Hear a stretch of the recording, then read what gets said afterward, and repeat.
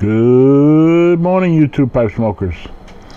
Anyway, this is in response to my post about just talk, and Gary from Pipe Admirer suggested that I share some of my transmission experience with the members of the pipe community.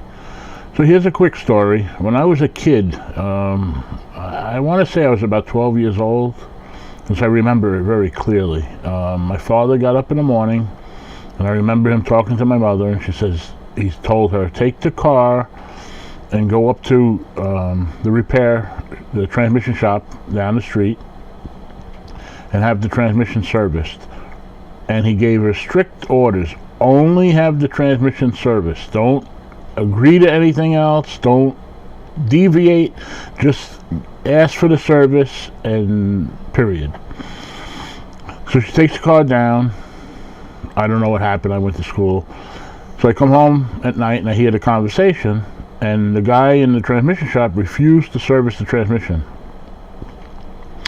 And he told her, it was a 62 Pontiac at the time. He told her, ma'am, if I service this transmission, there's a good chance you're not going to drive out of here. So that stuck in my mind as a kid. My father thought, that's unusual. So long story short, we didn't get it serviced. So now fast forward. I'm 16 years old. I get a job in a transmission shop. And back then, first I was a shop cleaner, and then after you sweep the floors and do stuff like that, eventually you start taking apart transmissions. Back then they had what they call breakdown men. So you would take apart a transmission, clean it, and get it ready for the rebuilder to put it back together. That method is no longer used for a lot of reasons, but back then that's the way it was done. So the first question I asked was, my mother brought a car to the transmission shop and they refused to service it. Is that true? And my boss at the time says yes. And the reason it is true is because transmission fluid is a very good cleaner, very high detergent. If your hands were ever greasy, take some fresh transmission fluid, rub it on your hands, and you'll see your hands come fairly clean. Other than being oily, it removes a lot of the dirt and grime. The same thing happens when they service the transmission. Now, some transmissions, when you drop the pan, you can put, maybe you get 6 to 7 quarts in. Most times it's less than that. You can't get the fluid out of the converter. Years ago you could, because they had a plug. Nowadays they don't. But now you're introducing, let's say for argument's sake, 6 quarts of fresh transmission fluid. It's circulating every place that fluid goes in that transmission, cleaning it out. Now, if you're not lucky, some of that debris, this is a mechanical thing, there's always going to be some metal and some wear, can work its way free from where it's stuck to the walls and the nooks and crannies, and if it ends up in a critical valve that controls shifting, guess what? You now have a transmission problem that you didn't have before. So all those years of things like that happening, the manufacturer says, we can use this to our advantage. And fast forward to present day. And this is why you're hearing lifetime fluid.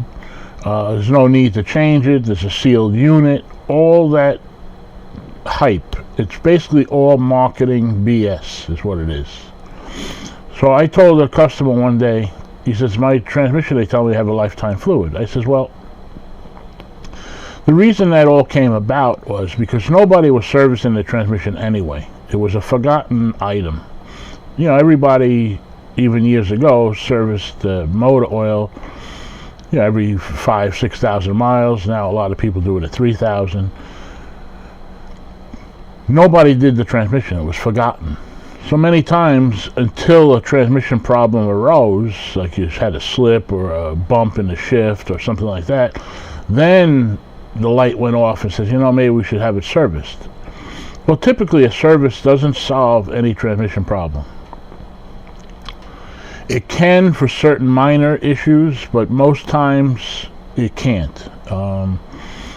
So years ago, I mean as near as 10 years ago, the textbook mileage was about 60,000 in the owner's manual GM had to service a transmission. That no longer applies. Now they say 100,000 or a lifetime.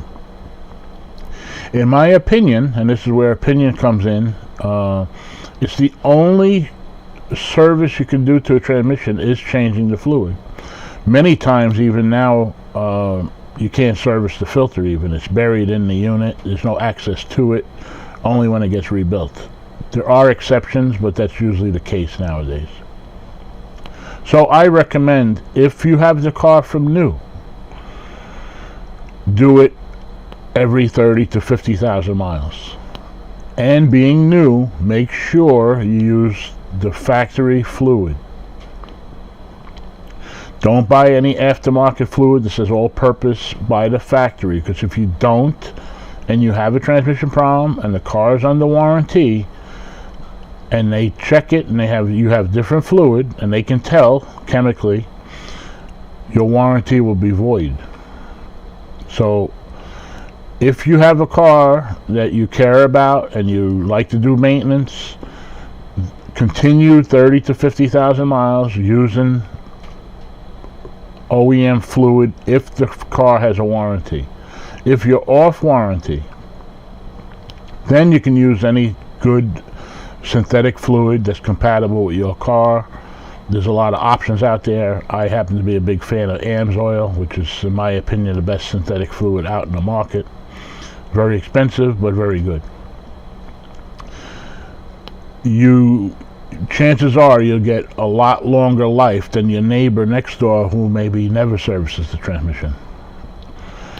Now that varies because, and this is where it gets complicated, there's a lot of inherently built problems that certain cars have at certain intervals of mileage, and sometimes servicing will not prevent that, but typically it can help it.